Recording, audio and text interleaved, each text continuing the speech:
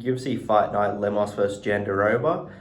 We're just gonna have a quick recap, go over the fights that I had picks for, the ones that I posted online. I'm not gonna go over the whole card and the early prelims and stuff, well, just the prelims. So, Algeo versus Choi. I went with Bill Algeo. I thought he was better on the feet. I thought he was gonna be able to keep Choi at a distance and sort of just piece him up. I thought he was, listen, both of them don't have very good records. I didn't have confidence in this pick necessarily, but I saw that Choi hadn't won a fight since 2016, and I really just thought he was a bit of a can. Like, he hadn't won since The Ultimate Fighter season 13 or some shit like that.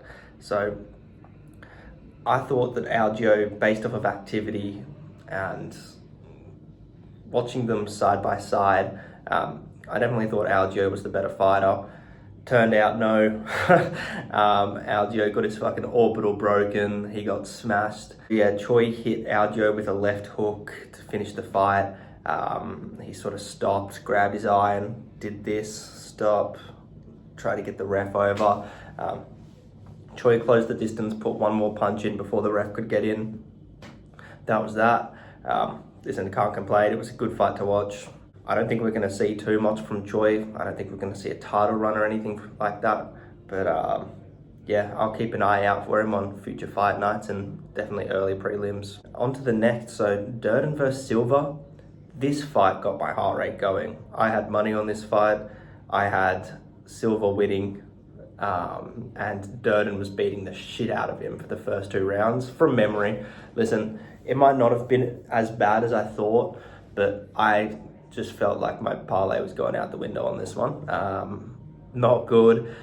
They both, I didn't know this, but they both trained at American Top Team and sort of had trained next to each other. I'm not sure if they trained with each other, but they were both more familiar with each other than I thought.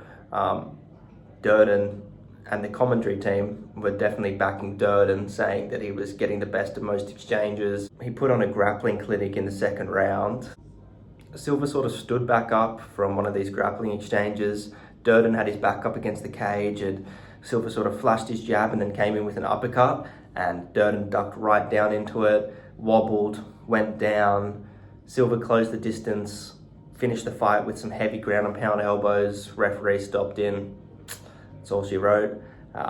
Glad that one came out the way it did. The fight didn't go as I predicted, but the winner won all the same. So MMA for you. But the next fight, Kruschwesky versus Holobaugh. I picked Kruschwesky. I thought his grappling was going to be far better than he demonstrated in the fight. They've talked about how good his grappling is in previous fights that he's had. He hasn't really demonstrated it in the UFC, but what Holobaugh has demonstrated is how awful he is on the ground. And he got half guard camped for 3 whole rounds in the last fight that he had. It was fucking awful, and I thought Kruschwesky would have learned his lesson from playing on the feet last time and would have taken this to the ground, but no. He did all right in the first round, landing some good clinch strikes, some decent body work, but watching the fight, it just felt like Holobaugh was doing a bit more to win the decision, and yeah, I can't argue with this decision. Lots of people online were saying it went Kruschwesky's way. There was a couple sports betting apps that had it pretty even still as the fight finished. I personally felt like I'd lost that bet, and Holobaugh had definitely done enough. So not too mad about that one. Kruschwesky just didn't follow his game plan at all, or apparently didn't even have a game plan, because if he did have any game plan, he would have taken down Holobaugh.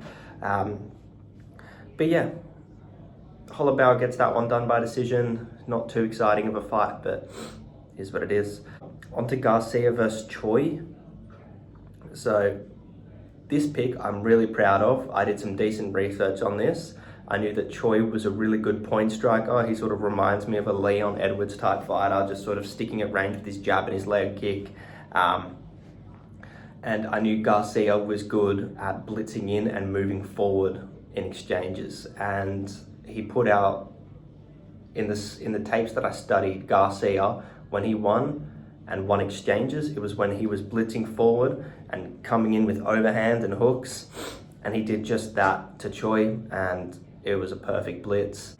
I knew that Choi was good at sort of staying at range and picking shots, and he actually does have a good two when people are blitzing in. I think he caught Garcia with it a couple times, but Garcia ate it. Garcia had some good success blitzing in. He caught Choi, I think it was with a looping left, and put him down, finished it with ground and pound. The referee stepped in, fight was over.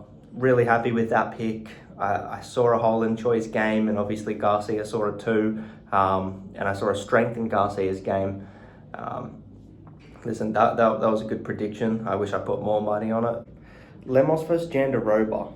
All right, so I thought Lemos, I knew her ground game was bad, but I didn't know it was this bad, right? So pretty much the entire first round was grappling exchanges. There was a little bit on the feet, but it was pretty much grappling from the get-go. I thought Lemos was going to be too strong for Jandiroba for at least the first and second round.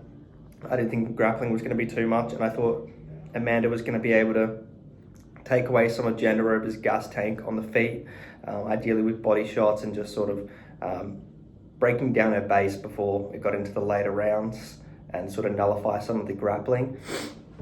However, Jandiroba was much better than I thought she was on the ground. She got to Lemos's back in the second round, went for a rear naked choke, then transitioned to an armbar.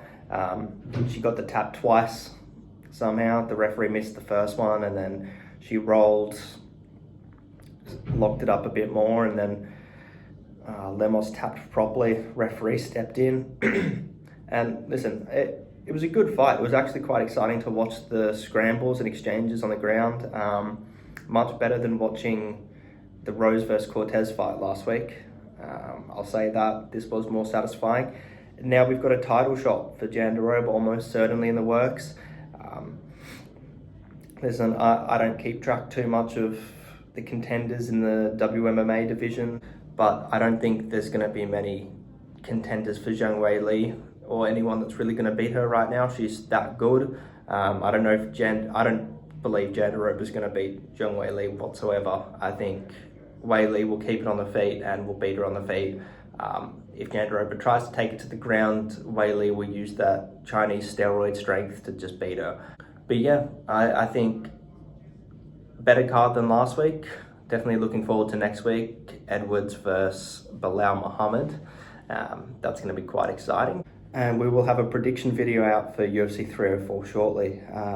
Probably tomorrow or the day after. So see you guys then. Thank you for watching, and see you next time.